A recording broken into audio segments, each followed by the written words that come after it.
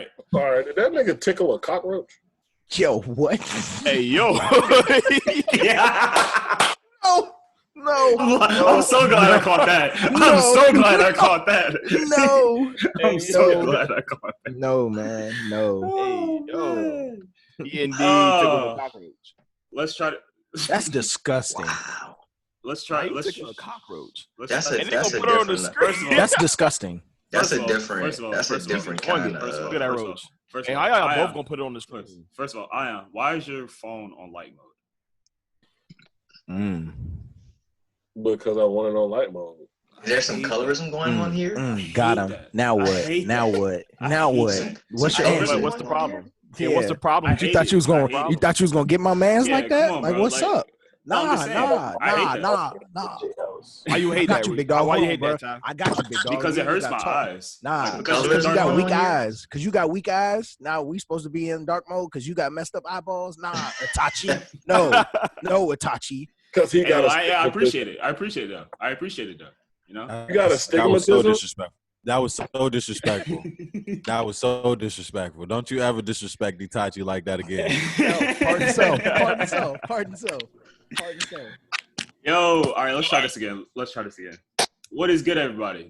Welcome to episode 12 of the Here Y'all Go podcast. I have no clue what Nasir is doing at all. Are you good, bro? You good? You okay? I'm trying to charge my phone. Oh, okay. All right. He's froze now, though. Like, nah, his phone, his screen's just black. I'm gonna cut this out. Start over again. Yo, why the fuck like that? Yo, I need y'all to get y'all household together, bro. Get your household together, bro. It's one of them days, bro. It's one of them days. Nah, bro. I just need you to get your house together, bro. Get your house in order. Because he coming. You better believe he coming. Ooh, you better get your house in order. I'm about to ask you for your solo. But before my Jesus comes. That's staying. That's staying in. That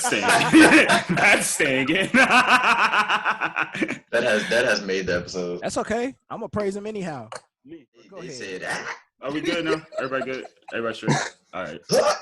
Let's get it. He just want to get through the intro so bad. I literally just want to get through the intro. Come on, Joe. Yo, what's good, everybody? Welcome to episode 12 of the Here Y'all Go podcast. Don is here, E is here, Ion's here, D is here, Reek is here, and Nasir is here. How is everybody doing today? That man said, come on, like we won't wait on him for 30, 35. Everybody's here. We're good, right? We're good. Everybody's good. How was everybody's Saturday? How was everybody's Saturday? Everybody's Saturday was good? All right, man. Moving on to the next episode. Oh, now we're rushing the intro? Oh, my gosh. What's going on? All right, now I was having a rough morning. I am, bro. I am. Both of them. Look at them. Yeah, Reek just looked like the crypt. Like he just tired of this. It was a long ass day. Ty just is. No, but for real. No, in all honesty, how was everybody's Saturday? Everybody was good. Straight. It was cool, man. Barbecuing, drinking. It's a good ass Saturday. Mm-hmm. Facts. Don, you celebrated the 4th? Yo, nah, we not gonna do that. I don't know what that is. We're not gonna do that. It's just the 4th day of July. It's just the 4th day of July. It's just a Saturday. I seen one of my friends, unfortunately celebrating the 4th of July, and I said, red, white, and blue on. So disappointed. Okay, so let me ask y'all a question since we're gonna start here. So y'all gonna stop celebrating every holiday? Hey, chill though. All right, then. So what holiday? like that, keep it moving. Be more specific. Columbus I was just about to ask. I was just about to ask. Hold on. If you celebrate the 4th, you celebrate the 4th. It's fine. If you don't, you don't. Then I was about to ask, like, okay, so when did everyone start putting like, filter on what holiday they celebrate as far as 4th of July? Like, when did everybody focus on 4th of July and say like, yo, we're not celebrating?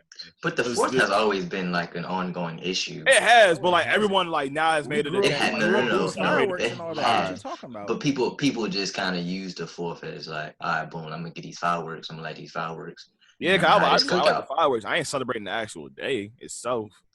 But it's like people I have made it a mean, thing now. If you celebrate like 4th of July, like, oh yeah, like nah, we don't fuck with Yeah, you. like you a coon or something. Yeah, like they looking at you weird. Y'all can quit all that BS. Like you was a little kid with the sparklers, nigga. Like, Right. you was celebrating at one point. All right, so let me ask Thought you you was this. Harry Now- Potter. a Disney wait. Channel wand or something. So let me ask you this. All right, so as a kid, it was different, but now that y'all know, y'all have the information that y'all have. Do y'all still celebrate the 4th of July? It's another day. It's another reason It's to just throw another it day. along. So if you really do the knowledge on all these holidays, you're gonna stop celebrating every holiday. I feel that. Yeah. I mean, So- the so 4th of July is just the first have one.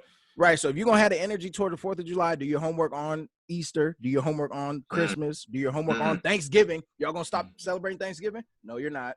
Oh, But I yeah, love because Christmas. that for sure was a massacre. You're not. Right. They killed everybody. So here's my real question for people who are canceling. At what point do you tell your kids the truth? As soon as they understand. So yeah, that is a very good question. Because As soon are as y'all they telling y'all kids that understand. there's a Santa Claus? Because Yes. yes, bro. I Santa thought they Claus, should be Easter afforded Bunny, that Tooth Fairy, imagination. all that stuff. It should be That's a that battle. That's a imagination. battle in my home. That's a battle in my home. Because Really? Haley's like, yeah, we gonna tell them. I'm like, for what? What? No, just- No, I bought them shits. But I'm just saying, I'm just like, you know, But did y'all that's believe what's in Santa wrong. Claus? Yes, No, sure. there was never no Santa. No. No. so Santa Claus? Ty, you not doing no tooth I didn't have fairy, it. no nothing. I'll do a Tooth Fairy because I actually did. Why? No Easter Bunny? Oh, fuck all that. No Santa Claus? No Easter Bunny? No, fuck I all. ain't really with the Easter Bunny. I don't need the Easter. Oh, but So I'm just saying, you didn't do the eggs? You didn't do the egg it's just hunt? it's just the imagination. I Like, watched my you- mama put them eggs out there. What you mean? That's the That's thing, true. man. Like y'all said, at a certain point, you gotta let a kid be a kid. But there is a moment in their life where they're gonna learn the reality of. I mean, how long did it take us? I was was 10. The way For, I was found close. out, for Santa I went Claus, sneaking. I was 10. I was close to 10. It's I don't know usually what 10. age it was, but I went sneaking in my parents' Y'all closet niggas. or something, and I found the God PSP, bless y'all. and I was like, I was like I damn. eight. about Santa Claus I was early. more like 8. I was more like 8. I was like 7 or 8. That's why I said close to 10. I don't I know was exactly. never- there was never I was Santa. just like, oh, I knew didn't bring those early. when it was for me. Like for me, it was when I had 2 presents at 2 different households. I was like, nah, come on now. Like You Santa didn't ain't think dropped. Santa was going back and forth? Hell no, not for me. Hell no. I was like, wait, I got a gift here and here. Nah, Nah, something Oh, wrong. when I did believe, I believed that he would stop at grandma's house. Now I swear, Why Santa was wouldn't he making stop at all the grandma's house stops. if he know I'm gonna be at grandma's house too? So it's like, He like, yeah, let me go ahead and drop and him I a don't know John, about drop him a John y'all. off I don't know here. about y'all. But I Assist. consider myself a good kid, so I was like, Santa gonna do a little extra for a brother. Come on, bro. That is a good discussion to have, though. Like, so everybody here is gonna let their kid believe in Santa. Hell Yes. yeah. Hell no. They deserve that. I feel like kids deserve that imagination, bro. Like, I'm not gonna let my. It's fun. I'm not gonna dive into I'm it. not going to work all. That's what I'm saying. That's what I'm going to saying. work all year to buy my kids these expensive ass gifts for them to thank some fat ass white man. No. So let me. Hey, look, I ain't want to say it. I ain't want to say it. I'm glad I answered it. I ain't want to say it, but I'm glad I No, said it. Santa Claus not finna be white. So you can't take him to take pictures with a black Santa? Take them to take pictures with a black Santa. Yeah, that right. Black Santa is him. He gonna be Santa. What you talking about? I'm taking my kids to South Carolina. You bugging. I'm Like, if I'm you saying, want me though. to be Santa, I could be Santa. That That's ain't facts. a problem. But That's my facts. kids gonna know that I'm playing Santa. You know what I'm saying? Like, you know what I'm That's saying? They want to. interesting. No, I'm joking. Nah, I man. mean, I'm gonna do the imagination's whole everything. lead. I'm gonna Can't leave the kill a cookies Yeah. on the by the tree. I'm about to and say, milk man, and my kids everything. finna Like, bake me cookies I'm gonna do that. and milk every year. All right, Bro, wait. eat So, them so jokes. question. Funny So ass question. story, bro. I must say yes. Go ahead. When we stopped, when me and my brother stopped, me and my brother was the ones who was snooping and shit. But when we stopped, like, they were like, y'all can't tell my little sister, Sheer. So we were like, all right, cool. We ain't gonna tell Sheer. So, like, Sheer was still, like, baking cookies and shit. Like, she would bake cookies, and my dad would, like, come home from fucking night shift, like, tired as a goddamn slave. And then he'd be like, you could tell he would, like, bite the cookie and then drink a little bit of the milk. And then he would sign in this weak ass signature. That shit was so weak. It'd be like Santa, and it'd be all screaming. I was like, yeah, that nigga was about to pass out as he was signing. Bro, and my sister would like wake up, bro. She'd be ecstatic, bro. She'd be ecstatic. I'd be like, Get it. I feel like, come on, like that's cool though. Like, I feel like kids should be able to have that. Oh, Like, kids should definitely be able to have that. I would do the same thing. I ain't snatching no imagination from But kids, kid. but kids have a lot. They have a lot more now than what we did as a kids believing in Santa Claus. yeah, Like, kids will grow up and already know. bro, Like, no, like nigga, some of these little kids be taking it the extra mile. They send a letter.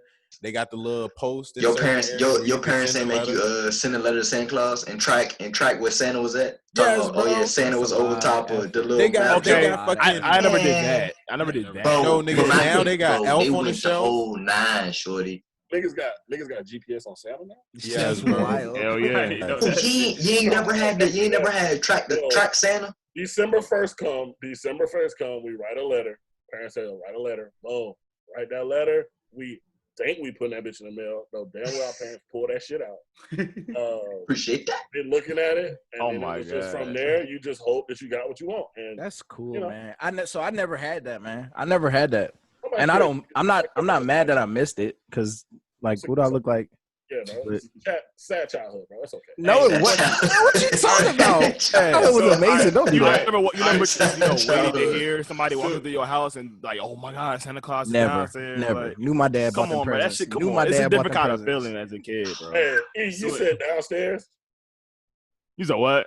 You said it was downstairs? Yeah. Hey, you rich. Hey, yeah. Well. I was trying to figure out what he was talking about. Well, I was like, yeah, he said it was downstairs. I was like, yeah. Well. No, all right. So question. So what's the conversation? What's the conversation y'all have when your kids walk down the stairs at like 2:00 in the morning? Hey, wait, hold on. We got to do local artists when we get. No, we are after this. I got you. Because this is a good conversation. It's a good conversation. Are we keeping this? Yeah, we keeping this. Yeah. Or this can be the clip. No, it's not gonna be the clip. No, we keep Niggas always want to clip something. Exactly, bro. Clip it. Oh, what's it called? So what's the conversation you have when you see your kids when your kids see you putting the presents under the tree? My kids ain't gonna see. I'm knocking my kids out.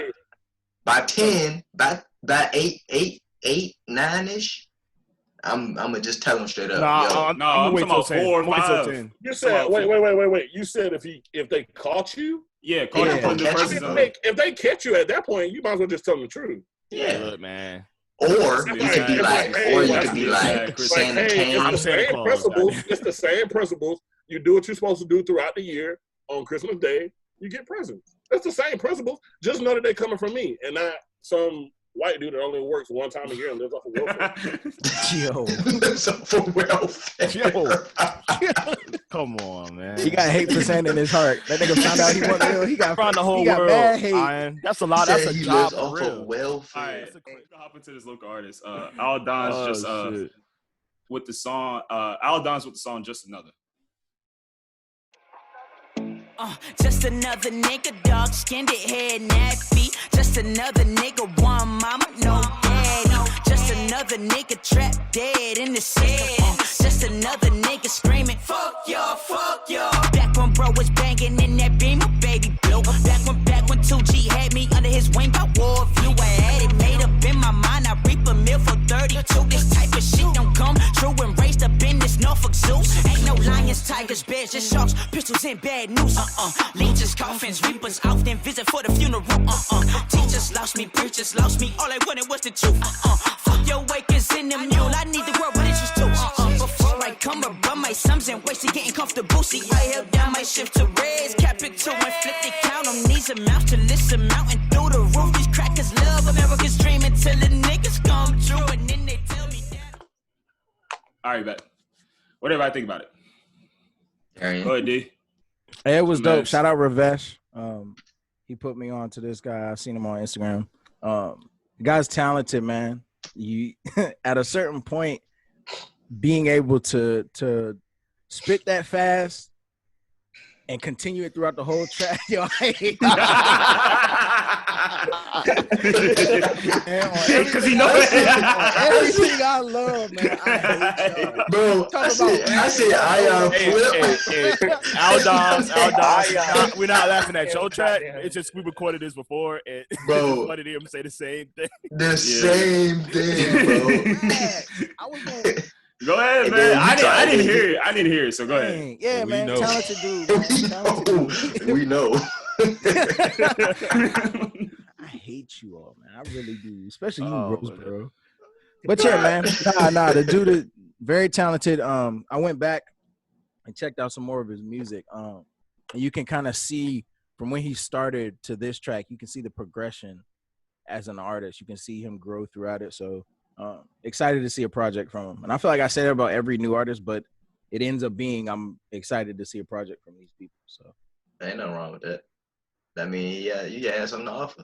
But no, buddy was nice with it. I like the visual. I hate you. I really hate you, dude. The visual brought like another brought the song to another level for me. Like I like the whole going back and forth to the cardboard signs and stuff like that. It was really dope. I liked it. Anybody else want to say something about it? That's pretty much it. I remember seeing him on another track. He freestyled and it sort of went viral on Twitter. I don't know what he freestyled to, but I remember I saw him like it was like late last year, and I was like, "Yo, this shit like." Wasn't it?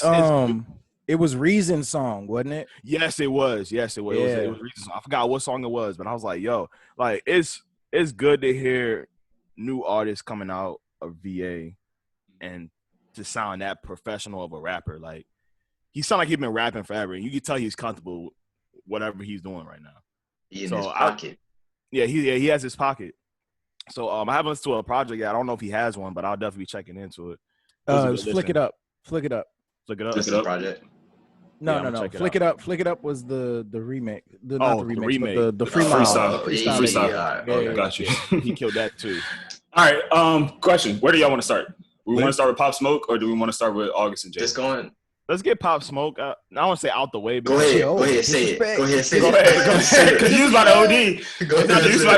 Because considering the situation of Pop Smoke, I think it's just better to get him out like first. What do you mean? He deserves first. You gonna double down on it? He deserves first. Gonna double down. Don't say he deserves first. Like we got to talk about him first. Oh, okay.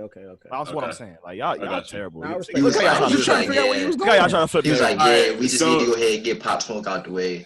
No, I just want yo, calm down. Y'all OD. See how they do me, man? He was like, yeah, just go ahead and get Pop Smoke out the way. Just go ahead. So on Friday, Pop Smoke's album finally came out. Shoot for the Stars, Aim for the Moon. What did everybody think about it? Personally, I liked it. I like fire. I've heard a lot of back and forth about it because apparently there was a lot of features that were left off. So it's so apparently 50 Cent left Fabio off a lot of tracks, and people were upset about it. It was Fabio and somebody else. So they're saying that 50 Cent dropped the ball on the whole situation. I don't know. I mean, I don't think people should kill 50 Cent for that because, like, I mean, at the end of the day, like, it still made a good album. Yeah, it's a good album for one. I mean, I don't really know much about Fabio, but what's the problem with leaving? I mean, if the song didn't make the cut and they make the cut, is business at the end of the day. I mean, I understand it's Pop Smoke, and to his demise, he's not here right now to make a decision on whether to keep artists on or not. Like not, but 50 Cent's not the. Is he the manager of Pop Smoke? Like, why are people like blaming him for this shit? I know he helped with the project, so I think they're trying to. I think they're trying to say like, I guess the responsibility fell on him. But I'm gonna be the first to tell y'all, never been a Pop Smoke fan when he was here. I hated that all his music sounded the same. It was all the same. But even in the middle of listening to this album, we were talking about it, and I was like, 70% of this stuff sounds the same. And then right when I said that, it was the next track that he switched it up. Yes. And I was like, yo, hold on. And then the next singing joint switched it up. Yeah, and then, so he started the kind of R&B type remixes of stuff, flipping tracks. So I gotta give credit where credit's due. I gotta walk back my take. That Mini Man flip album. That Mini Man flip. I actually didn't like it. The Mini Man flip was. That did it for me. I was like, oh man, it was nice. I didn't like it. Personally, you got to be in the setting, bro. The Mini Man flip. I guess so.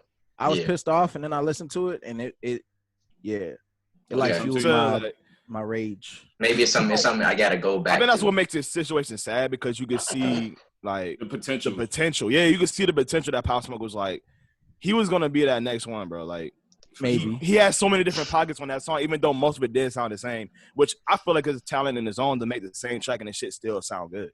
interesting. I mean, but I think that's just how music is nowadays.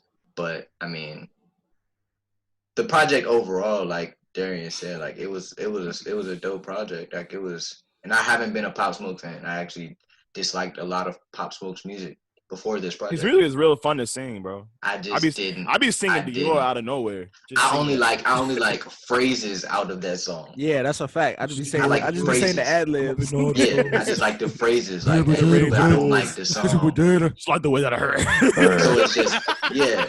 Whoa. That's how I be sounding. Hey, it's so fun to see, bro. That's how it be sounding, Bro, but no, like legit, it was a good project. I mean, some of the well-known samples or songs that people have come to love, and to be able to kind of give your own rendition. Some of them actually sounded like remakes instead of like whatchamacallit was watching an interview with Teyana talking about how people take popular music and just try to remake it instead of trying to make it their own song. Kind of like Meg. People get upset. Kind of like Meg. What Meg did.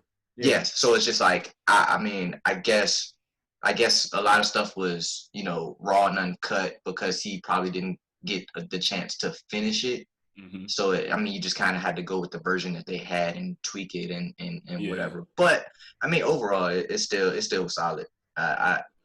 I wouldn't say it made me a fan, but it gave me the chance it actually opened me up to give him a chance again to listen to his music and appreciate what he's actually doing or was doing. Yeah. R.I.P. to Pop Smoke. Go ahead, I am. I think more so than anything, I think it's everybody realizing the type of talent that he was. At the end of the day, I mean, when he met his demise, it was at age 20. Like everybody on this pod is older than what Pop Smoke is. So it's like, and I think for New York, I really got that man with 20. Yeah. I think for New York, man, I think it's what New York was waiting on, because they had this sound, they had that New York drill sound.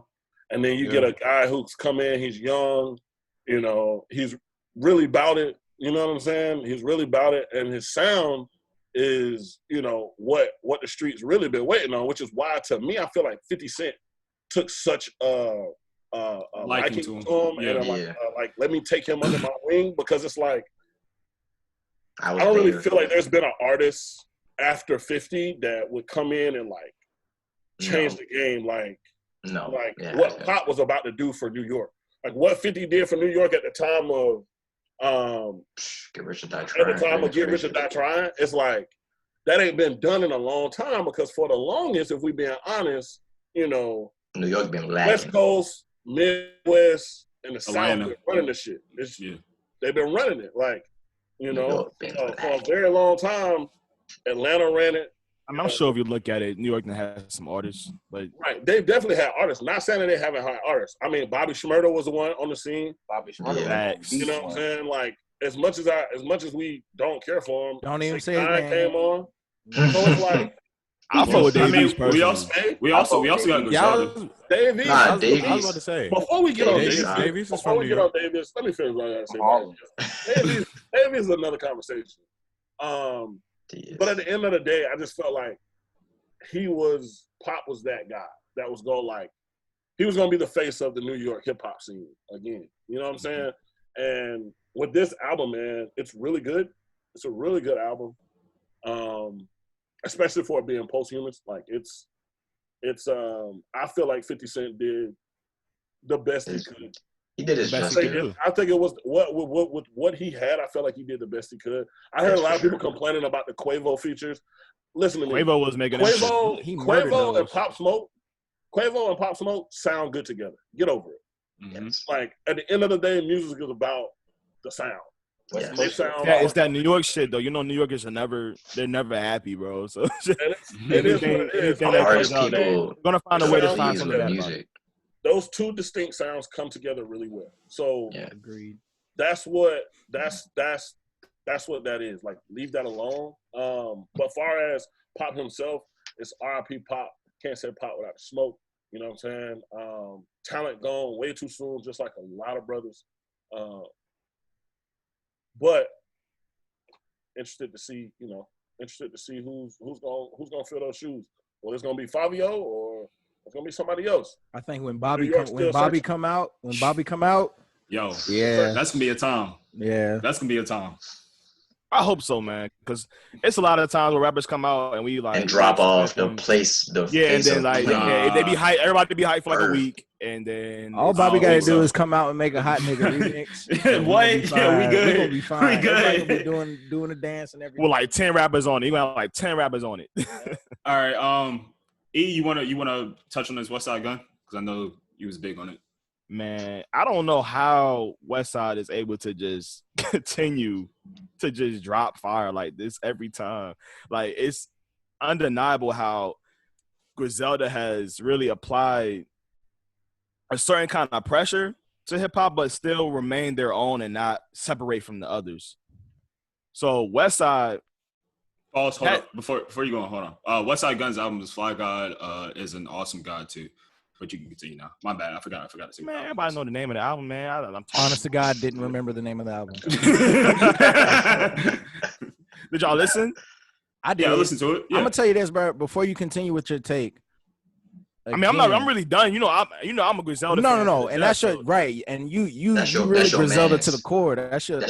That's my shit. But it's interesting how this. I don't know, man. I guess you look at stuff and this sounds like the other albums. And I guess when you like it, you're okay with everything sounding the same. And I guess, and I have to admit it, when they said the same thing about Cole, I'm like, all right, well, don't listen then. If you don't like him sounding the same, then don't listen. So then at the same time, I see how if you like this music, you love the continuous sound. But like, I got tired. It's just that grimy feel. I got tired of bruh screaming in my ear. I ain't gonna lie. Get out of my ear. I do. I'm starting to get tired of that. That's just fire, though. But then again, like I said, they have a certain ability to make everything their own. Boom, boom, boom shit. People like rappers done it before, but like on every single track though, like and it sounds fire. Like every time you hear that, you know, oh, Westside about to come in and kill it. Like Westside coming, Westside coming. It's like, you know, Benny the Butcher, he got his the Butcher coming shit. Like, that's Butcher coming though, because the Butcher coming is quick, and he doesn't do it again. Fire. Like he says it and then he's on the track. But you know, every single time. I think I have a different type of respect for Westside though, because Westside, he's the reason that Griselda even became a group. He's like kind of the start of that whole thing over there. Right. So he says all the time, he's like, bro, I didn't even really like, you know, wanted to become a rapper, but he said I just did it because it was fun. He really just really went in there to like kind of get Kanye and Benny, you know, because they're a family. I think they're like cousins or something. Yeah. So it's just like he's that leader of that group. So I have a different kind of respect for him. It's the three of them, right? It's Kanye, Benny, and but they just signed a female artist. They just signed a femel artist. I do remember that. I think they talked about a month or two ago. Yeah, it was like a month and a half ago. Yeah. But Benny, but Benny, as far as talent wise, yeah, Armani Caesar is the new female artist on Griselda. She was on. They featured her right on one of the tracks. That was my favorite track on the album because she came on there crazy. Killed that shit. What was the name? I feel like but Westside I think is just consistency. The name of the track is Lil C's featuring Armani Caesar. That's a new addition to Griselda. Yeah, she went crazy. Man, consistency is what Griselda is. I mean, exactly. They're all super consistent. Like, you're not going to get a bad project. You may not get a project that you 110% fall in love with, but it's going to be consistent hip-hop. I mean, Griselda, whether it's Griselda, you know, I don't know what the Griselda stand for. Y'all think that Griselda stand for, like, Griselda Blanca on the low? Like, it does. Yeah. Consistent. Consistent. That's what consistency is. You get the same consistency from crack.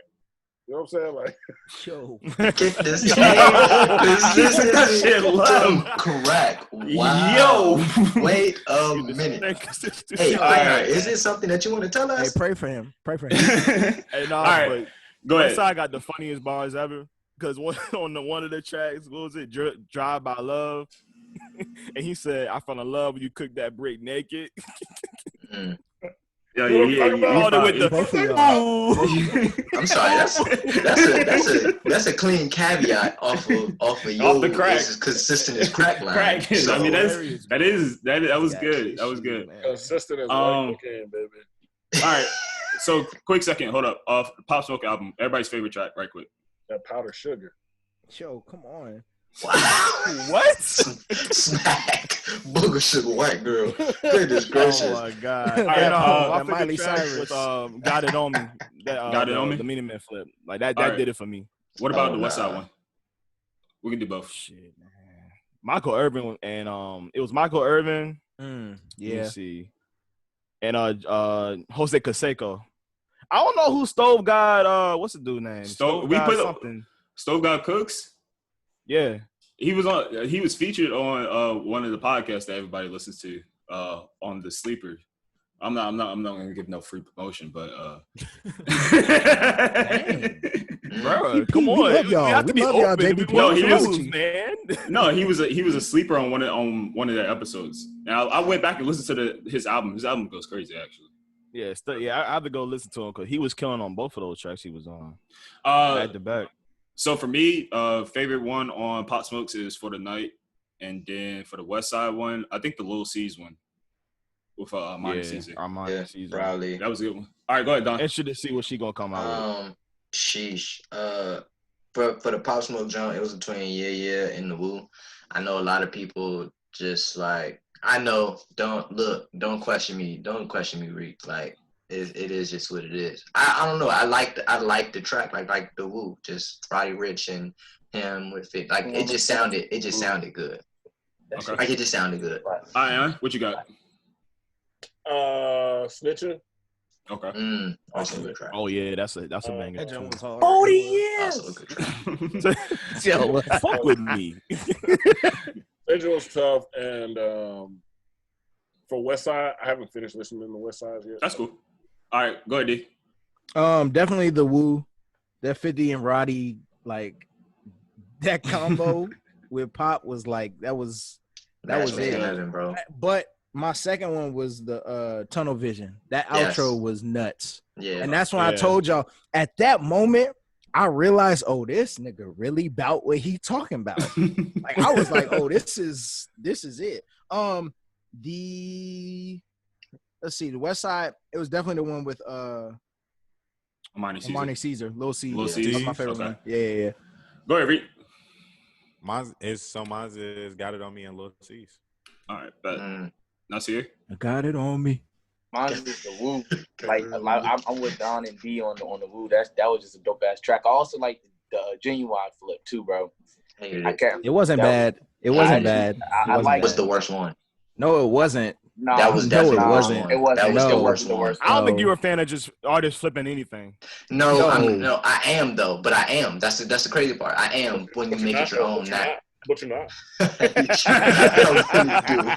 There was another flip on there that I'm trying to remember what Yeah, it was. It was 4. So into you. Yeah, don't do that. So into you. Yeah, I didn't. Don't I touch didn't like that. Don't touch that. Ever. Nobody should touch I that. didn't think that one was that bad. It wasn't bad to me. It wasn't I bad, didn't but think I that one don't. was that bad. There He are didn't try to certain make it. tracks. That was the something special joint. Listen. That is, I will give him credit. Like you said, he didn't remix the songs. He flipped them and made them into his own song. So I got to give whoever did that props. I think there's some songs you do not touch. I just don't think he was the one to touch it. I think. I feel like he was the right one to to be do touched, but he wasn't the right one for this shit. All right, yeah. But yeah, D, come on, D. That wasn't me. That was Reek. It wasn't me. It wasn't me. All right. So we're gonna move. So last week, y'all are wild. Bro. Oh my god, it wasn't me. Oh my gracious. Last week we got into a little debate. We said we was gonna set up this ISO because for sure. Because somebody said that John Legend's album was better than Teyana Taylor's. So I'm gonna get the timer I have yet out. to listen to John Legend's album. And you should go listen to it. It's a really good album. Simple fact is, it's a really good album. It's a really great album, honestly. Ty, don't be disrespectful. Great. Ty, don't be disrespectful. This is Hey, not the time for you to be disrespectful. you made me mad with the whole it's better than Teyana, so I went in there already jaded. No, see, that's your fault. That's your fault. That is your fault. No, okay. So, matter of fact, you can go ahead and kick this off. All right. You can kick this off because my point isn't going to change. Yes, Darrian Johnson, you can go ahead and kick this off. All right. So you ready? I'm gonna start it. You good? Yes. All right. So we can just start off the intro alone. And I don't want necessarily to you, because we know your point. Your point is that it was better. Okay, cool. You proved to me why it was better. So we can go off the intro. John Legend intro wasn't better than Teyana Taylor's intro. Okay. Go ahead. ISO. Hold on. ISO. Okay. The first real track. John Legend's first real track wasn't better than Teyana's first real track. I haven't even heard the album. I'm agreeing. Donnell. You got 20 seconds. You got the floor. You bugging. Anyway, you can flip it how you want to. At the end of the day, Teyana came with R&B mixed with her nasty, mixed with a side of her that we really haven't seen. John gave us what John gave us.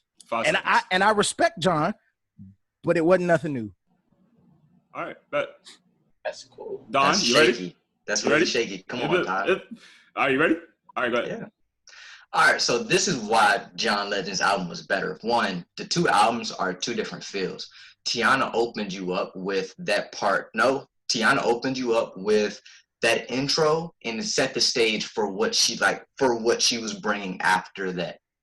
So she already hit you emotional, and then she comes in with her child on the first track with raw. Like, dude, the intro to first track can't take it away from her. It was terrific. Her album was great, but it's two different feels. John gave you a love song, love album, R&B track. Like you said, it's John Legend, but it was something that you could play at a cookout. It was something that you just felt good about. Tiana's hit you more emotionally. Tiana's hit you more emotionally as a whole. She gave you at least John 5 Legend's tracks entire project, it was just a feel good. This album just feels great. You had 1 point. Good try. You lost. That was that was a big L. That didn't make you want to listen to John Legend's album. You didn't say nothing. You just say he made good cookout music. Go ahead, Ian. It's not. What you got to say? Cookout. Hey, I'm gonna let you know that was your first L, Don. I'm gonna give it to you because yesterday or Friday you say you haven't taken the L yet. That's an L. But the problem is legit.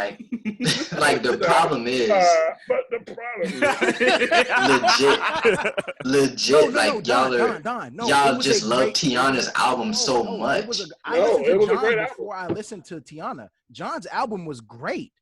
It was really good. It was something that I didn't expect from John Legend because, in all honesty, that contradicts everything you just said. No, I'm making a point that you should have made. John Legend really gave you something completely different because it was a happy love album. It wasn't the sappy, usually John Legend thing. That's cool. But it wasn't to the caliber. That's the difference, is the caliber. The quality of Teyana's music was better than what John gave us. For sure. That's just what it is. For sure. I feel like so I just gave you a 4th point. Look, I just gave you a 4th point, and I gave you 1 point for yourself. No, but I'm just saying, Teyana's album, it was emotionally attached. Like you had emotion going into the album. You're talking about the guy who is emotion. No, so how come he didn't? John Legend's music isn't emotion. Definitely. It's more so love, not heartbreak. Love, not heartbreak. That's what I'm saying. It's love, not heartbreak. He didn't make me connect to it emotionally the way Teyana did. But he usually does. And listen. Hold on. My man serenading right now. I don't want to hear that in my ears. All right, go ahead. What was you about to say though? You lost that one, Don. You lost that shit. It's fine. Hey, turn around and turn that shit off on your TV. I seen that white porn, boy. What you got on the It's The Office. He Yo, it's The Office. that's crazy. He got that shit playing. That's crazy, man. You're a wild man for that on Sunday, by the way. Well, that was a great ISO. Don, you lost. It's okay. What's the record right now, Darren? I'm 2-0. I'm 1-1. 1-1. Okay. I ain't had no ISO yet. I want to ISO somebody. Let's do it. All right, we can set something up next week. It's fine. We'll I'm just gonna ISO anybody. We'll figure it out. Do y'all want to talk about Kanye's song? Do y'all want to talk Kanye song? Yeah. Anybody just want to touch on it? On It what? was a great song. Point blank. Fire. It's Go ahead. Kanye. On what? Go ahead. The Kanye's new song. Go ahead, Nasir. You haven't talked that much. Go ahead. It's just Kanye. It's what I expect out of Kanye. And your expectations with Kanye is that you never know what you're going to get, but you know it's going to be great. And that's exactly what it was. Didn't know what I was going to get from Can't it, argue with that. but it was a great song. Cannot argue. Kanye. That's crazy. That's a good take, Rick. That's a fire take. It really That's was. a fire take. That really was. All right, well, next, that was good. That was good. August. Wait. So what do y'all think we're gonna get from this Dre and Kanye album that's supposed What to you come out? expect from two of the greatest producers mega of all producers. time? Two of the greatest of all time. It's gonna be like production wise. It's gonna probably be one of the best produced projects to ever touch the face of the earth. Wow. Musically, as far as the actual songs, you don't know. Yeah, I just got to see who he featuring on it. I have no idea. But Kanye come with the right. What if there's no features? He already got Travis. I want Kanye to do features. Yeah, Travis gonna be on 4 of the songs at least. I need. At least. And that's cool. I can do without Travis. I'll take that. Cuddy is gonna be somewhere on there. Oh yeah, Cuddy got to be. Cuddy gonna be on there. I want to see. You say you can do without Travis? I can do without Travis on his album. I can do without Travis on his album. Yes. I need another Travis album. I want Kanye features. Don't start this, E. Don't start this. Don't start this, because that one right there is still is probably has the worst take that I've ever had somebody. Wait, what is it? No. What's the take? Astro World's no, we're not gonna hop into it. We like 40 minutes. Yeah, he's crazy. He that bad. He's crazy. Wait, what did you say? Astro World's overrated, but it's fine. We can continue. I concur. Yo, you see? It is. She said, "Wait." I said, "Wait, what was the take?" Bro was like, wait, let's move on. But wait, what's the take? He was like, huh? He was like, yeah, because I thought I heard it, but I'm Astro World. Travis better than Astro World to me. All right. That is not even close to being a debate. What did he say? Close to being. He said exactly. Better than Astro World to me. And nobody's disputing that. Birds in the Trap. Yes. Oh no, I won't dispute that. That's what I'm saying. It's not disputable, but Astro World's still overrated. I'm not going into it. Obviously, we're not hopping into Travis. You want another ISO loss? You want another one? Okay. All right. Question: do y'all want to talk about? That'd be a loss. That would not be a loss at all. But it's fine. We can talk about that. Hey, go ahead. Continue, do y'all want to talk about August and Jada now, or do y'all want to wait for a Red Table Talk to come out? And wait, no, let's get everybody's opinion. No, y'all we talking think she now. did that shit or no? We double dipping. Why we got a double dip? Bro, because she gonna be on Red Talk. This week. I don't care about Jada and Will relationship that much. She gonna say her piece. So question: all I gotta say is, does anybody think it's true? If Will, This is true. Hey, does everybody think it's true? Hot take. She did that shit. Guilty as fuck. Hot take. So that's their business, though. If Will Smith is okay with his wife getting pounded by August Alsina, wait, but he said he didn't do that. But he said he didn't give him no blessing. He said he didn't give him no blessing. His PR said that. He didn't personally say that. Pounded though. His team said that. So you think so since Why did you lie about since Jada's team came out and denied everything, because her team, that's her team. Her team, had the green light, but that's who speaks for her. She had the green light, PR team. Yeah, but pounded. Her team don't speak for her. She speaks for herself. Exactly. She got the red table. Yeah, exactly. What? Let me ask you a question. If it comes out that it's true, it's don't just gonna be matter. something. It don't matter. It doesn't matter to me. How does your life change? Let me tell you this. I've been hearing they swingers since I was like 10. So that's what I'm saying. Yo. Yeah, like, it was it's always always 10 years old. But like my thing is like the way August did it, I just don't like that. That kiss and tell shit is whack. Hold on. It might be whack to you, yes, but people do that all the time. They put that in books. They put that in books. They go on blogs. They do all. They make shows out of it.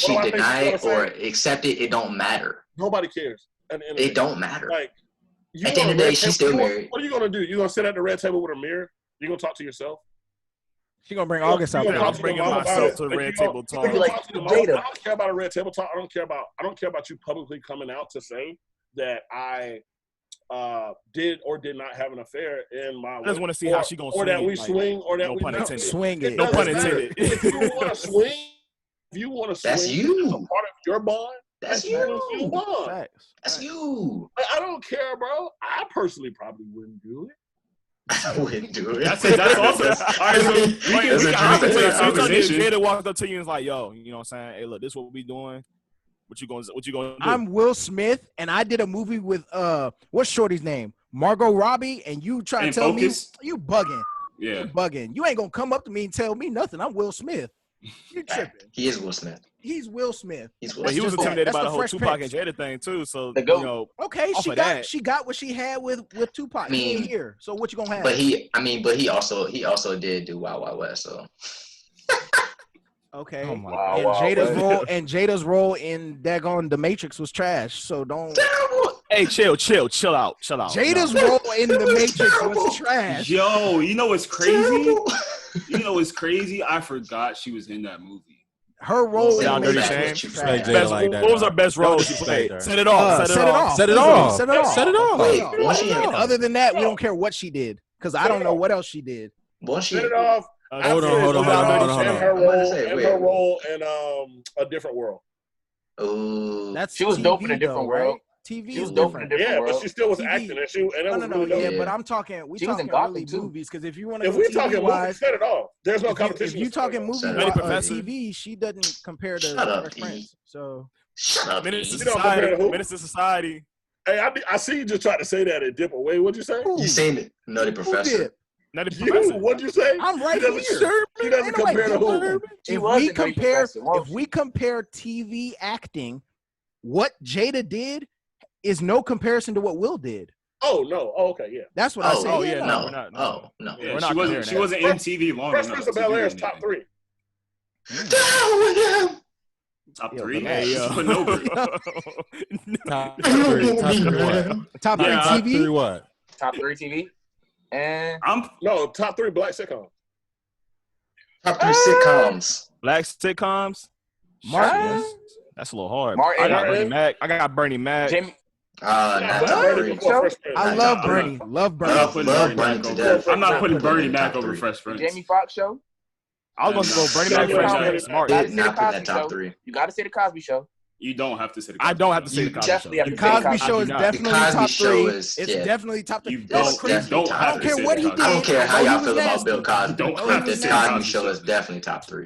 You don't have to say the Cosby Show. Cool. I'm all right. Okay, so who you putting in there? You must ain't watched the the Cosby Show. Is not my top 3. How's it not? The lessons that they taught?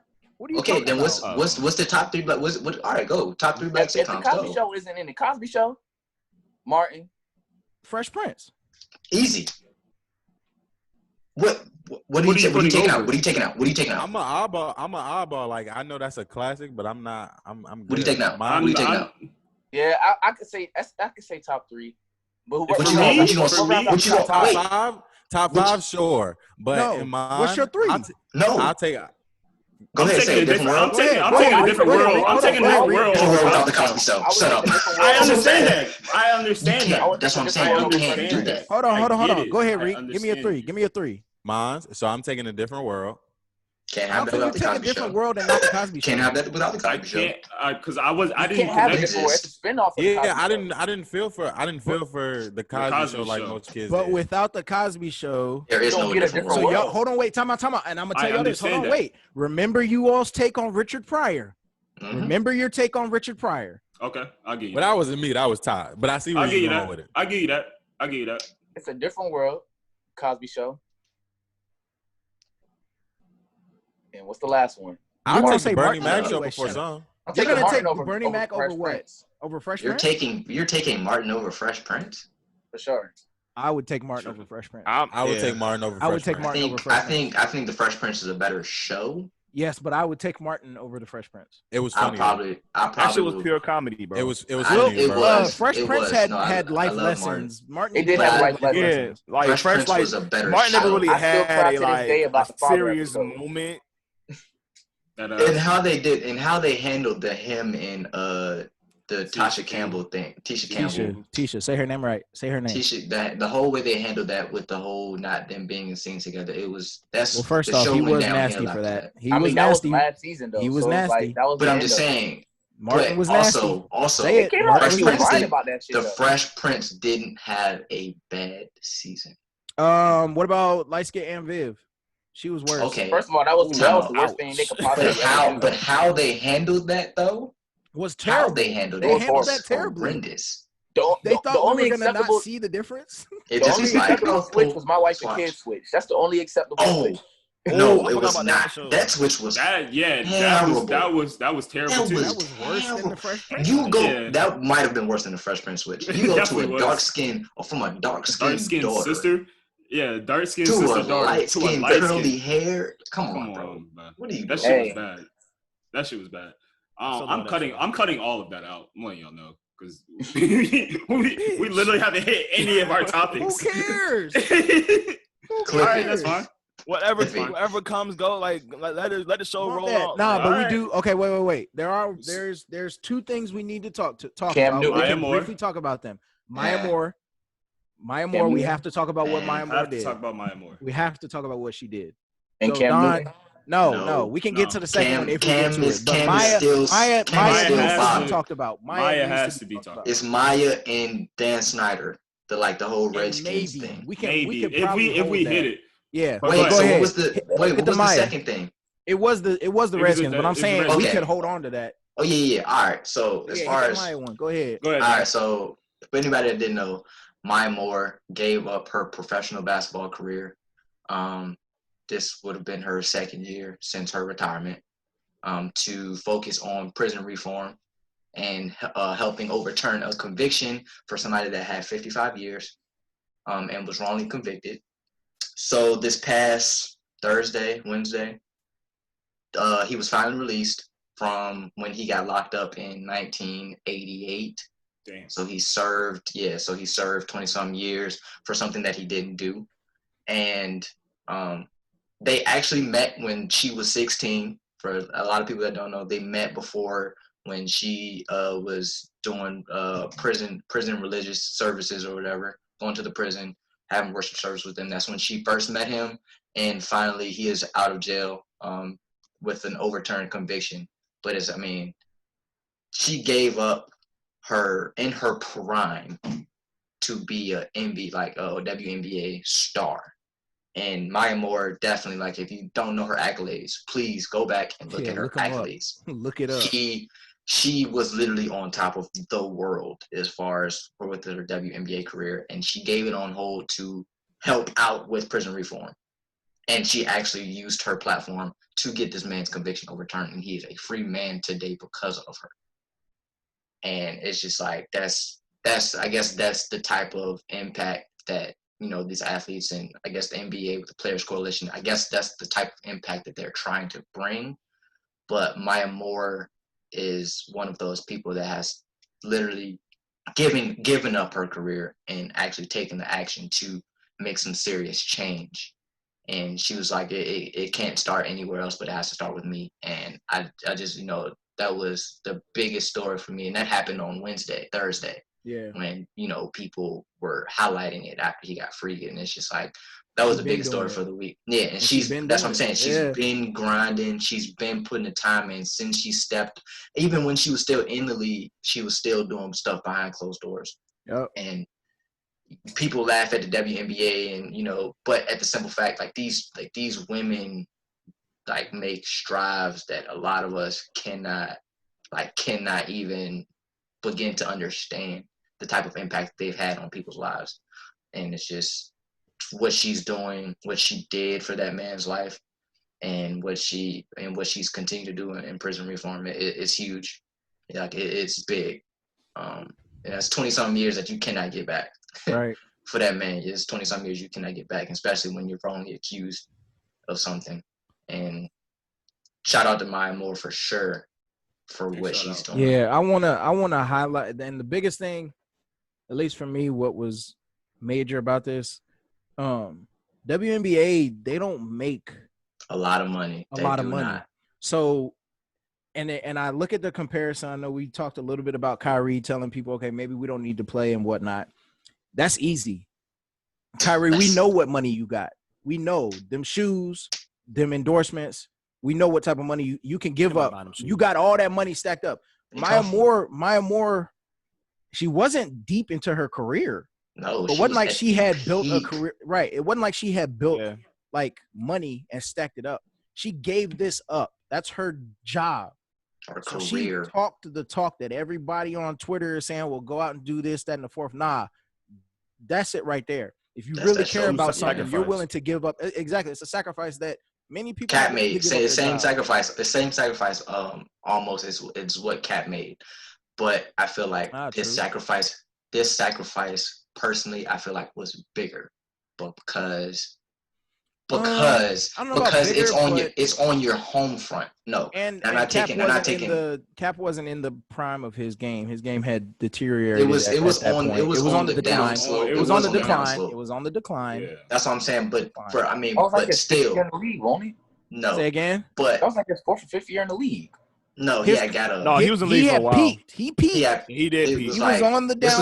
This was 2 years post Super Bowl. Yeah, he was on the downside of it. So I think that's why, and I do agree with you. Maya Moore doing it is bigger because it may not have reached as far as what Cap did, but she gave up more. Yeah, she gave up more. So shout out to her, man. That's big, man. That's major. And that's on your home front. Like I'm not taking Cap is doing amazing things, but Maya Moore is doing it on her home front.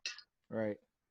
Like legit. Be the change. Don't talk about the change. Be the change. Like, and the simple fact that it's not being talked about as much as it should be is my biggest problem.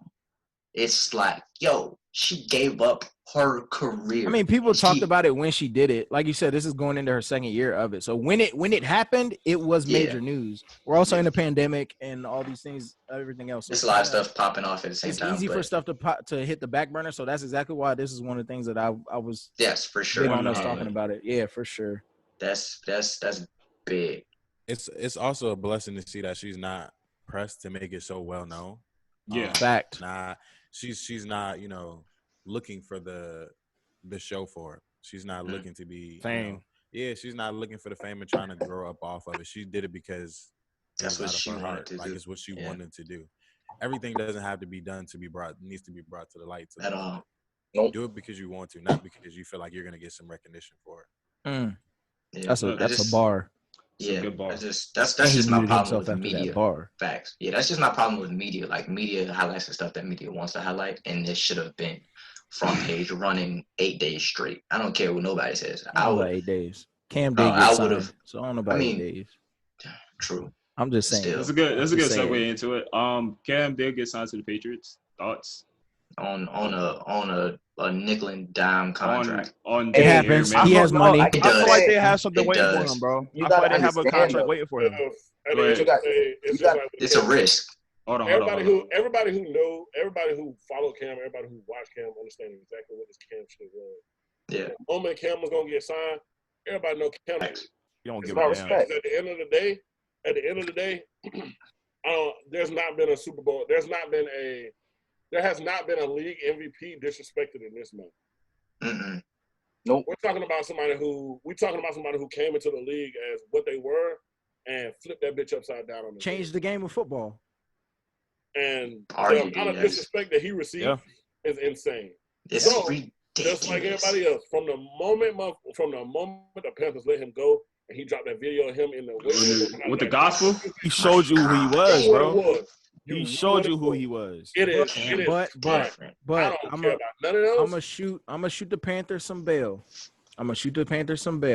Cam couldn't stay healthy. He had 2 surgeries, 2 big surgeries. He had big surgeries. Couldn't stay healthy. He wasn't. That Super Bowl loss mentally messed him up, and you could see it in his game. That next year was hard. As a quarterback, your mental is your greatest strength. And so when you lose that, you lose your team, you lose your coaches, you lose your fan base. I feel like he's a misunderstood player, bro. I honestly got to blame, but you also got to blame. You also can throw a little blame to Carolina also because they just because he's a big They ass, give up on him quick as fuck. They didn't protect him. They didn't didn't. put the That's money agreed. to They protect didn't him. protect him. They didn't protect him at all because he was so Agreed. fucking big. Niggas 6'6", goddamn 260 at quarterback. Like He that's takes fucking more They hits. just figure like, oh yeah, let him take the hits. More 'cause he hits. can do He it. took more hits than any other quarterback in the NFL. any other Anybody. quarterback. And that's the insane. and that's exactly why, and that's exactly why he wasn't getting money. He had those two big ass injuries. For one, he's a black quarterback, so niggas ain't really trying to pay that nigga anyways. And so you go on from there. He's in the same situation Teddy Bridgewater was in. If you look at Teddy Bridgewater when he left, Minnesota. Let me finish. When he left Minnesota, he was balling. Then he got hurt. Case Keenum came in and did whatever. He didn't just get hurt, Reek. At all. His leg snapped. No, he didn't just get That was- hurt. One of his greatest assets was snapped. Not Teddy. Teddy won't never I'm really not mobile. getting into the injury itself. I'm just saying he had a big injury, so therefore he had to prove that he could still play on a great level of football, and he did that when he got his chances to play in New Orleans. He took those opportunities and made something out of it, and that's why he got the money he got. But that's the thing. I don't think that anybody is questioning that anymore. I think for me, it's just like I've heard a bunch of ESPN analysts say that like nobody's questioning whether Cam can still play the game at all. I mean, because even at the stage he is now, he's better than a lot of people. Quarterbacks in the league. A lot of people. They question his leadership. Instead of that, they question his leadership and whether he's going to be able to lead the team. They question his attitude because he seems to pout. But at the end of the day, how could you not have an attitude with the Carolina Panthers after you've been getting hit for so fucking long? 9 years. And they give up on you after you've been getting hit for so long. Your entire career has been with this team. They couldn't wait to get him out of there. Hey. And it was like at the first sign that we got somebody that we can sign, you're gonna kick out. Like the Giants handled fucking Eli better than they handled Cam. Truth. Yeah. True. Eli was ass. Eli been ass for 3 to 4 years. Giants was fucking horrible, so I can't really attest to that. That shit was fucking So was Carolina's. Stop. This is what we're not going to do. This is what we're not going to do. Let's not act like Cam has had wide receivers either. He hasn't. Not do that. He hasn't had assets. He hasn't. He had Steve Smith. He single-handedly. Benjamin was trash. He single-handedly carried that team to the Super Bowl. He just recently got receivers, and he didn't even get to play with them. He single-handedly. I'm gonna tell you why. I'm gonna tell you why Carolina. I'm gonna tell you why Carolina is ass. Their social media. They have probably one of the best social media assets handles in the NFL. Yeah. They do their thing on social media. When they did the comment, retweet, like of the greatest Carolina Panthers, they left Cam off. And at that moment, I was like, oh, they really don't mess with bruh. They really don't mess with That's insane. Yeah, I can't think of a Carolina Panther better than Cam Newton. Steve Smith. Julius Pepper. It should have been Julius Pepper, Steve Smith, and Cam Newton. Yeah. But they put Christian McCaffrey because everybody loves Christian. But I mean, y'all can't disrespect Luke. Yeah, Luke Kuechly was not. Let's not disrespect Luke. Luke Kuechly retired. He retired. Luke Kuechly retired. Which is going to be it's going to be continued to see. It's going to be seen a lot that these players are going to retire a lot earlier, and because we know the NFL does not take care of the players at all. And I feel like everybody's seeing it now, which is why I think it started with think about how many superstars have just retired. The NFL take care of the players that they want to take care of. That's facts. Look at Tom Brady. Tom Brady 46. Tom Brady about to be 46 and still playing. That's Bill Belichick. Yeah, that's the fucking Iron Man right there. That's big. That's big deal for you. Yes, they take care of them. But black quarterbacks don't get that same. They don't get that same care. All right, so here's a question to all of y'all, since all of y'all are, football heads. I can't really – this is really an honest question I have. With Cam going to the Patriots, how well is he going to fit with Belichick and his system? Okay, so check this out. Hold on. Go ahead, Don. So it's not necessarily – Belichick's always been defense. It's never been about Belichick, but Josh McDaniels does a great job with molding the offense to who the quarterback is. They have a system, so they've had a system. To change them. Yes, they had a system for Tom Brady. They no longer have Tom Brady. They had a system. They had a system that worked for Jimmy Garoppolo. What was the old boy's name? Yes. I know you're talking about. I know you're talking about. I can't think. They went 11-5 that year. Yes, I know exactly. So what they you're had talking a about. system. They had a system that worked for 2 sub quarterbacks. They mold their system to their quarterback. Jacoby Brissett. Yes. But are those two quarterbacks that have the similar style play as Tom? Jacoby, no. So they're all different quarterbacks. They're and that's all the different. thing. Josh McDaniels does a great job molding the system around who their quarterback is. And so Cam is not going to have an issue. And he made weapons out of Nobody's. subpar players. No disrespect. No disrespect. They give Tom a lot of credit, but that system, that Josh McDaniels system, is outstanding. Like I give credit when it's due. He's not gonna have. Josh McDaniels' system is top tier, but to be able to execute is a different. This is the most exciting part though about it. It's all about execution. I can't wait to watch him play, man. So that's my next question. The Patriots O-line is going to protect the fuck out of Cam. That was my critique of the signing. Yeah, that's never been a problem. First season that Cam actually has, and he's gonna get O-line. And he's gonna get busy. So this is totally different than what we've ever seen. So I'm ready to see some read option with him and Sony though. Two-way question. Cam doesn't want to run though, but that's two-way question for everybody. Second thing. What do you have? So first, what do you think for a record for both? What do you have? The Patriots going, and what do you have the Buccaneers going? Okay, wait. Patriots, we don't know if Cam's going to be the starter yet. He's going to win that shit. I don't know. Wait, no. All seriousness. With not having a training camp, with not having a whole lot of stuff. Not having a training camp, we've seen what he's been doing. Yeah, that's fine. Team-wise. But that's fine. That's what I'm saying. That's fine. Yeah, that's what I'm saying. Like, we don't know. Okay. Like, before, like, we did not know if the Patriots were. I mean, everybody doesn't matter. I'll say this. They didn't sign Cam Newton to be the second string quarterback. I got a hot take for y'all real quick. I mean, true. I believe he's going to be a starter, but I'm just saying, like, as far as why. So, all right. So, okay, Don, record, go. Say scenario he does start. What do you have them going? 13-3. Easy. Whoa. 13-3. That's and the Buccaneers? That's a valid. And the Buccaneers? I have the Bucks going 9-7. Well, maybe aren't they playing 17 this year? Maybe 8-8.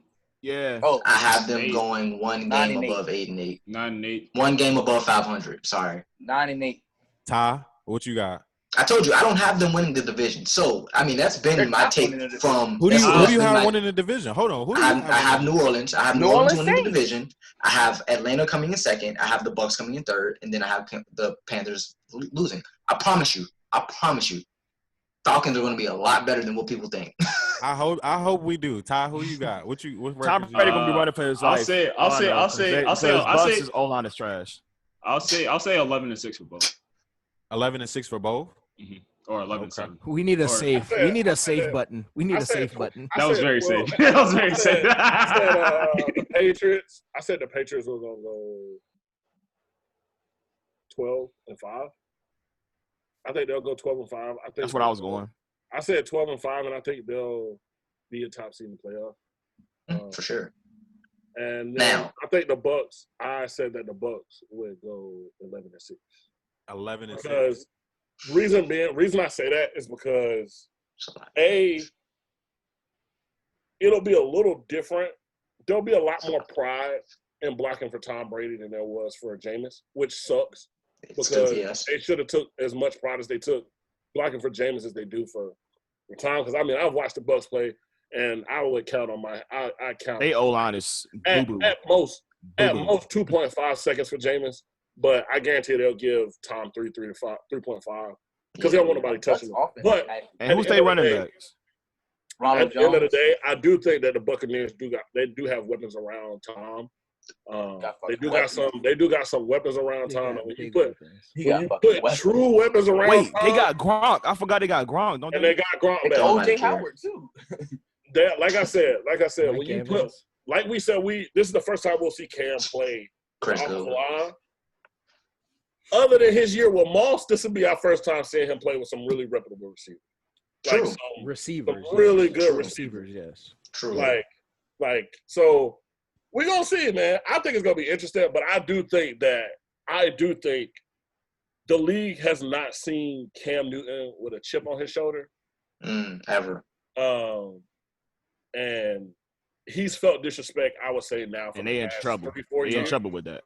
And that brings since up he won MVP. It's two athletes I really can't wait to see when their season comes up, and that's Cam with his chip on his shoulder. I don't know if y'all may know this other one, but there's a young boy named Mikey Williams. He's a very well-known basketball player. He's a sophomore in high school. Has he ain't committed yet, has he? No, he want to go. He hasn't. He's going HBCU. I'm telling you. He's going to HBCU. So he's been adamant about that. He has publicly, first of all, he's the most publicized kid in the world at this point besides LeBron's son. Mm-hmm. He has over 3 million followers on different social media platforms. Jesus. He just got ranked 3rd in his class, which is highly disrespectful in my eyes. Highly disrespectful. He can flat out. He's like, who's two better than me? No, like he dead ass. Oh, he's a sophomore. He's a sophomore who little boys sings. Bro, wait, like, is that the tall Mikey? Like he's the tall dude. No, he's not that tall, bro. I mean, he's tall, but probably like 6'1". Yeah, he like 6'2", he may be 6'2", 6'1" probably, and he does have a fro, but he's a guard and he dominates in any position you pretty much put him at. Like, said he was gonna score 60 points. He scored. And wouldn't score 60 points. What school is he at? He's in a school. He's in a high school in Cali. He was in he was in a private Sacramento. School.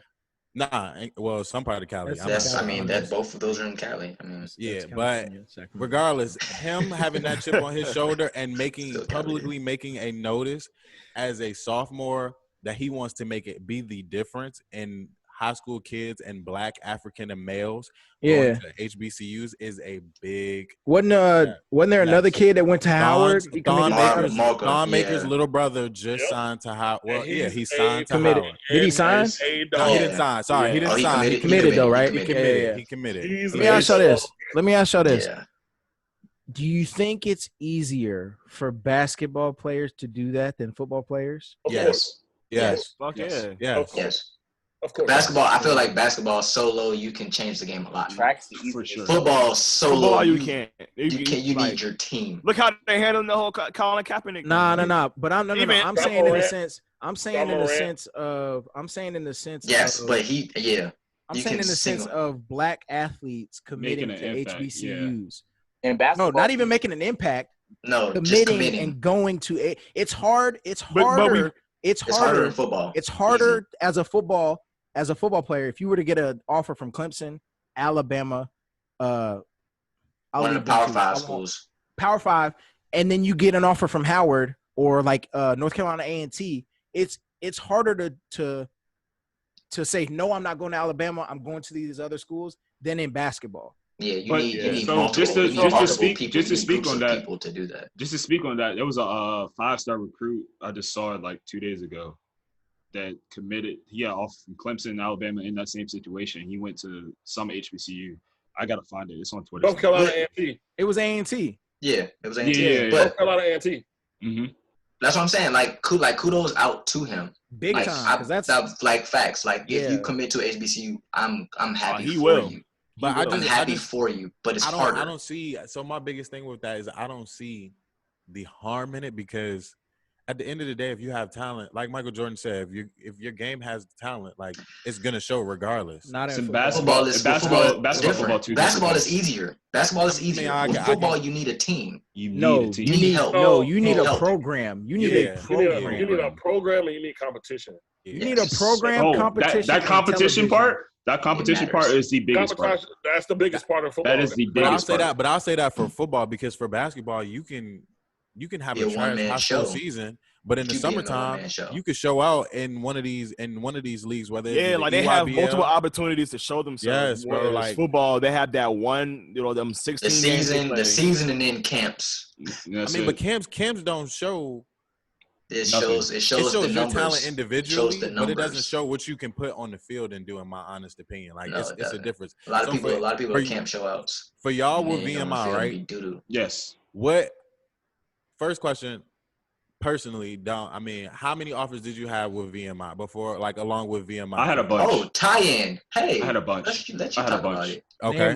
So what made you? What personally made you pick VMI? I had App State. I had Campbell. I had West Point. I could have walked on at Duke. I could have walked on at ODU. But I had a bunch. So what made you pick VMI? Coming out of high school, I had this mindset that I wanted. Yeah, I should have went to App State because they fucked around and won a bowl right after that year, my freshman year, and West Point did too. So, but it's all right. I'm still jaded about that. But what made me pick VMI was basically I had the mindset going into it that I wanted to be a neurosurgeon. So I wanted to be a doctor in the military. So you thought long run? I thought long term. I thought me and my stepdad had a conversation about that. He was like, because I was talking about it because I have a year of eligibility left. Like, I can go play at Norfolk State right now if I wanted to. He was like, but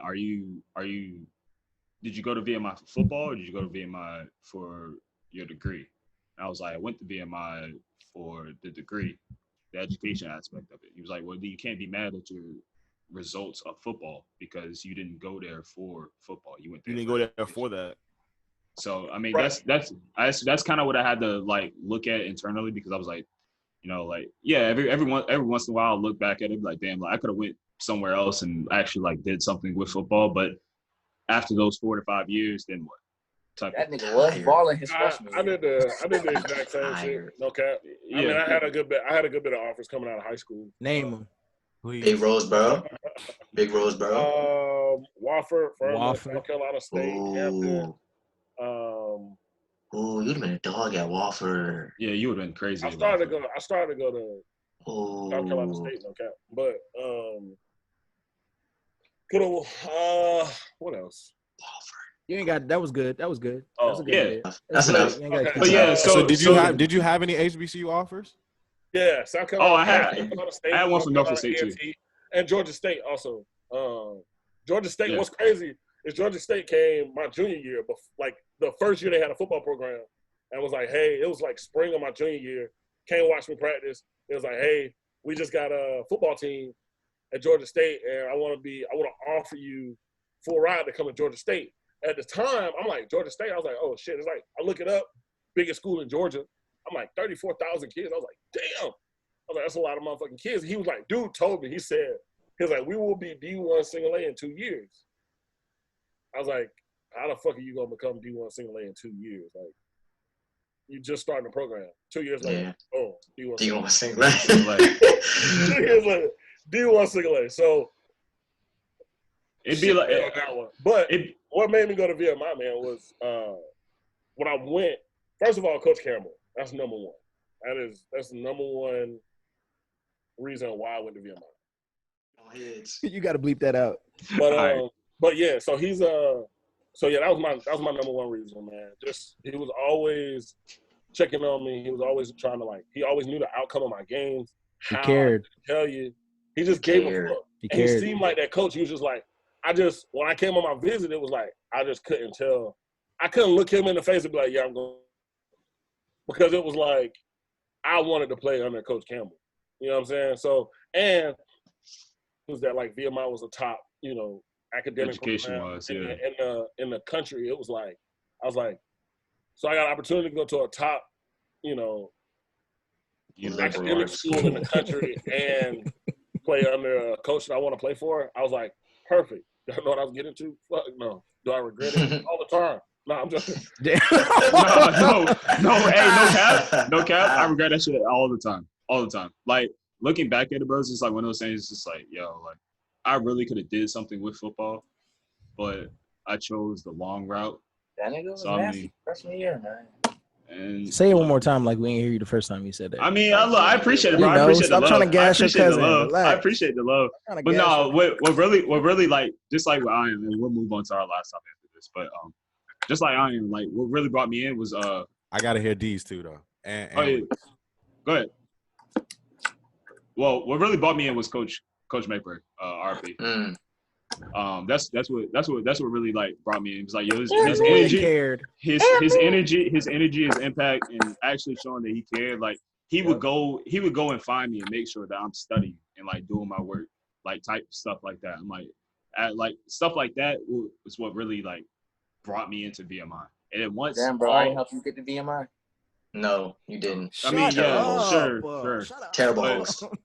But after that, like after all the coaches left my sophomore year, VMI was just another school to me. Jokers just dip said everybody going. once everybody dipped, bro, and the new coaching staff came in, it was like, yo, like, all right, like I'm just here now. Weak. But anybody else have any HBCU offers? So I know for me personally, I didn't have like going into basketball was my number one, but my best sport was actually track. Mm-hmm. Nice. And nice. You know, in all honesty, I just wanted to go to school. I was going to be the first going to be, you know, an athlete, especially in college. My mom did school. She went to Union. She went to Virginia Union University. She got her associates. She got pregnant with me. She stopped.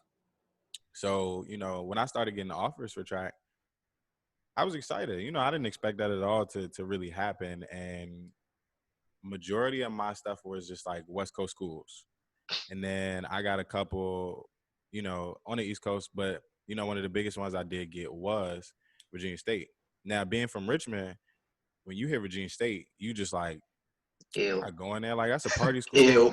Like everybody goes to Virginia State like that. Nah, I'm not trying to do that. So that was like a last option for me, honestly. I did not want to do that. So when I started looking into more schools and I started applying to stuff, of course I got stuff academic wise, but if I had a chance to play a sport and continue to do what I love and get an education, I'm gonna take advantage of that. So, you know, it ended up coming down to a long story short where I went to State. They gave me the most money. Now, the West Coast schools, I didn't want to go far from my mom. I'm a mama's boy, for real. So I took my chances, you know, at State, and I loved it with all my might. Like, I would never regret going to Virginia State University, like, at all. And that's not just saying it right now because I'm Black and everything that's going on with being at a HBCU, but the mindset that you have with the population at that school at a HBCU is beyond what I ever expected. Like, you go into it expecting, oh, everybody's going to be partying, everybody's going to be doing this, that, and the third, drinking, you know, smoking and that. Nah, like, I've never seen so many people in my life have similar mindsets with me and mindsets that were way beyond mine that made me think outside the box and establish, like, I need to do better.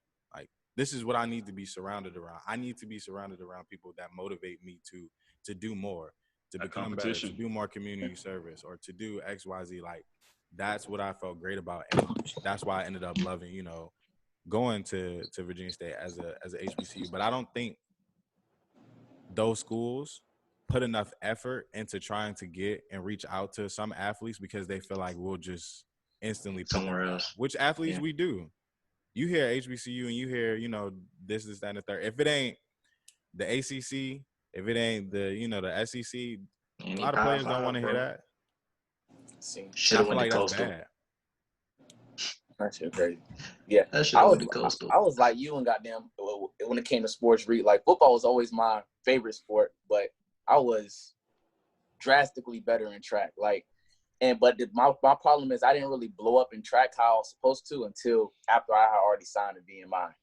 Like the times I was running, and then another thing was I didn't want to run I was running like the 800 and shit in track. Like I was cold at that shit. I was a goddamn AAU national champ in that shit and everything.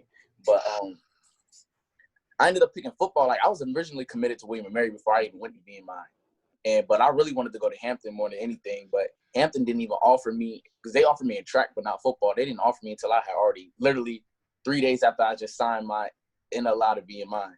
So that shit threw me for like a huge spin. I was like just all the way blown because that's where I wanted to go. Like I applied there, got early acceptance and all that. Like, but yeah, definitely going to VMI. That shit was definitely a regretful decision. Just like Ion, and I was ready to leave my first semester and just say fuck it and run track at Hampton. Like I was talking to the coach under the table and all that shit. So it was just like, all right, violation.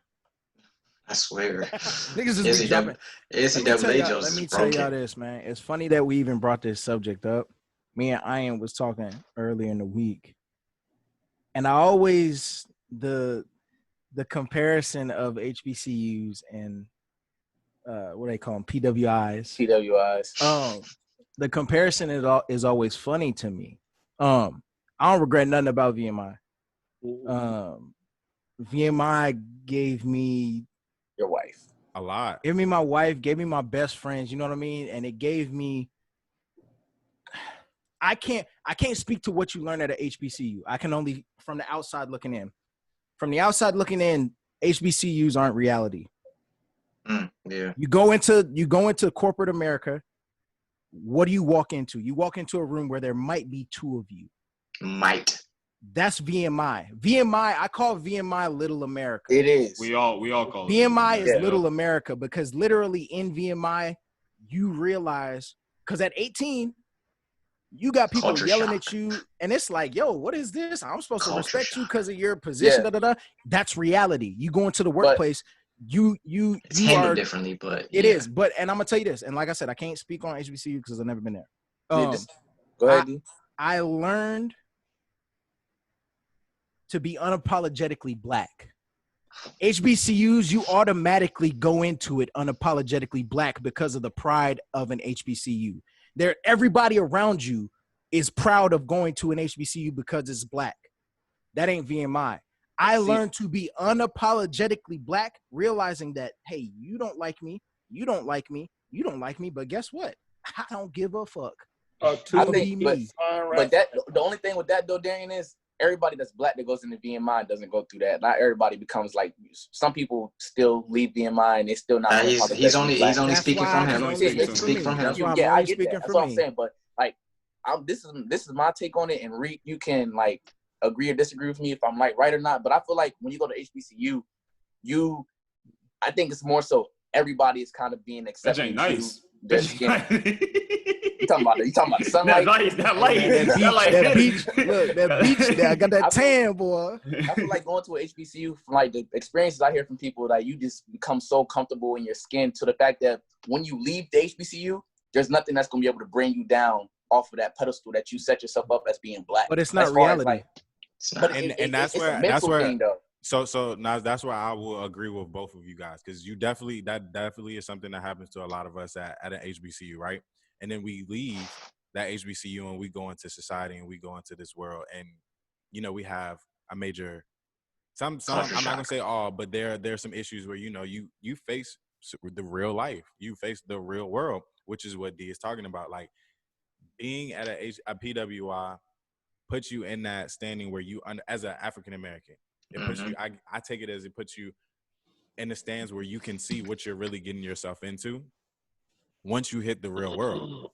But now I will say at a HBCU, there are a lot of us that you find yourself, you establish yourself as an individual, and you learn to accept it and move on and grow from it.